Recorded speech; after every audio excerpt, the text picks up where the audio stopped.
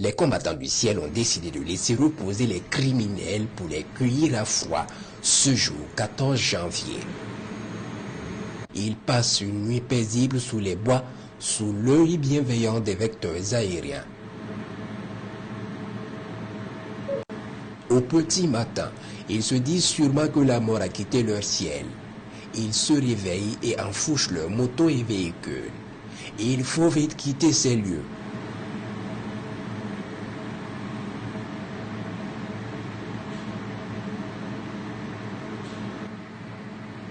Les vecteurs les observent donc dans le départ et se rendent compte de l'ampleur du fléau dans la zone.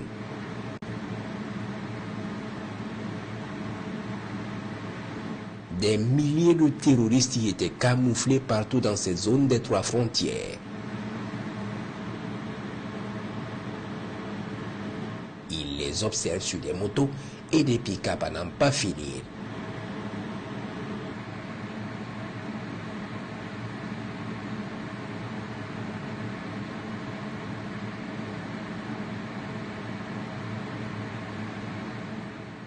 Ils fuient vers l'intérieur du Mali.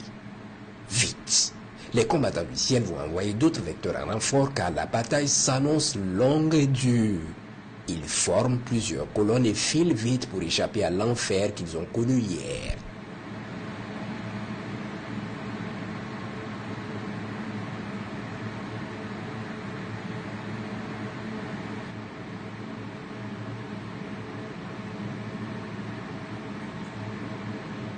Les vecteurs observent plusieurs pick-up montés de mitrailleuses lourdes et de DCA-14 5 mm.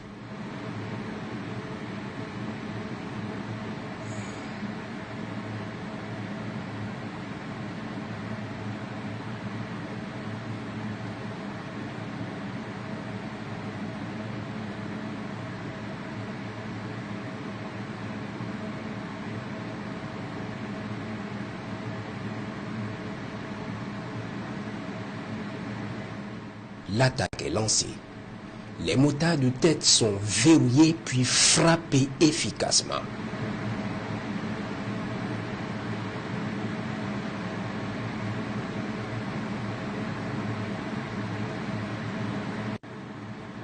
Les autres comprennent vite que le ciel a perdu sa clémence et l'enfer est encore là.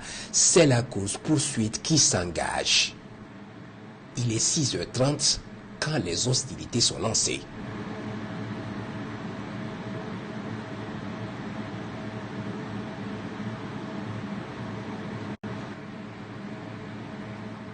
Chacun va se mettre au sérieux et c'est le sauve qui peut. Peine perdue. Le renfort des vecteurs est là. La chasse est ouverte.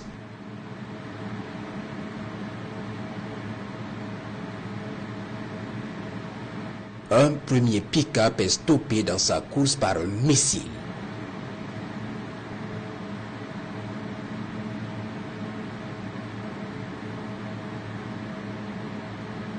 Il va s'immobiliser.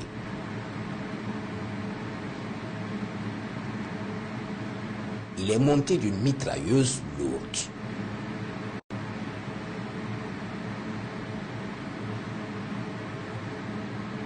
Puis un deuxième véhicule armé qui tente le tout pour le tout est rattrapé et la course est lancée.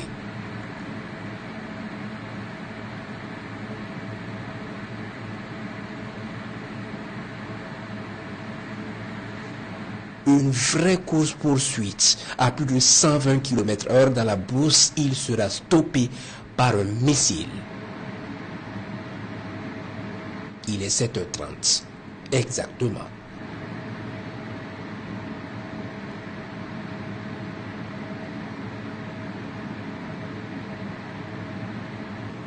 Pendant ce temps, les motards sont sous les yeux d'autres vecteurs et essaient par tous les moyens de s'échapper.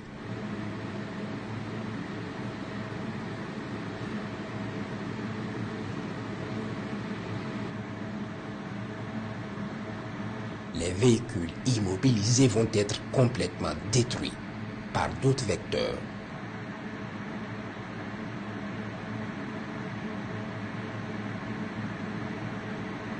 Ils vont prendre feu et brûler complètement avec leur contenu explosif.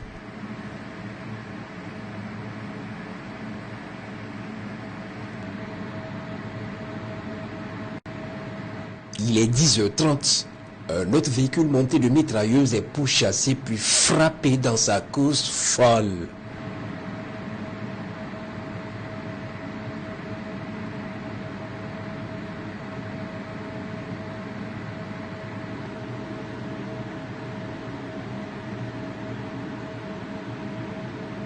Pendant que les vecteurs le surveillent, un autre pick-up monté d'une DCA 14 5 mm vient de le dépasser à toute allure. Il est immédiatement pris en chasse.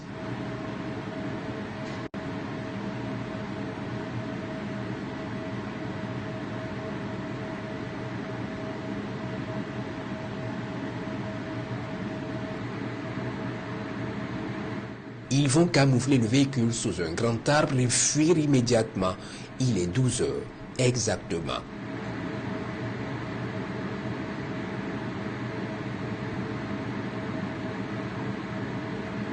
Puis 2 heures plus tard, soit à 14 heures, plusieurs criminels reviennent sur la position et se mettent à vaquer tranquillement à leurs occupations.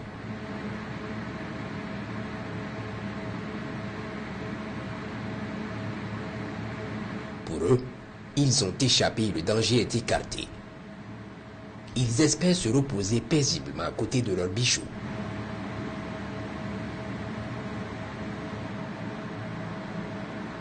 Au bon moment, ils sont verrouillés, frappés avec succès. Toute la zone part en feu. C'est décidément un défilé de véhicules armés. La zone est infestée.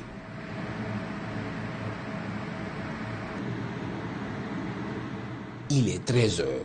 Un autre véhicule monté de DCA 14 5 mm est pris en chasse par un de nos vecteurs. Il sent le danger planer sur sa tête. Il est lourd et a embarqué des munitions sur lui. Il va vite se mettre à couvert, espérant se tirer d'affaire.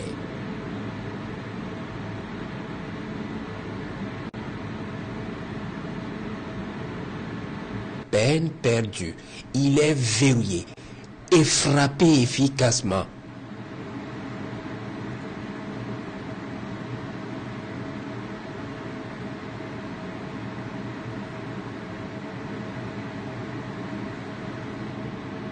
Il part en feu et finit par exploser.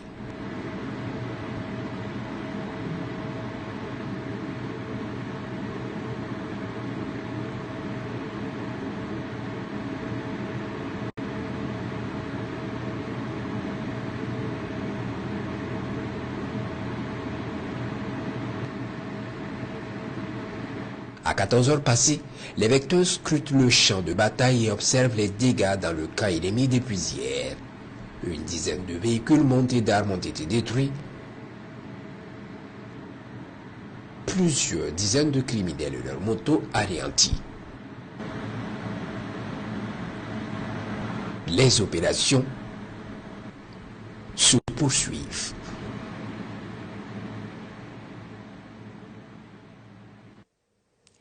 Point final pour les nouvelles du front de ce soir. Merci de nous avoir suivis.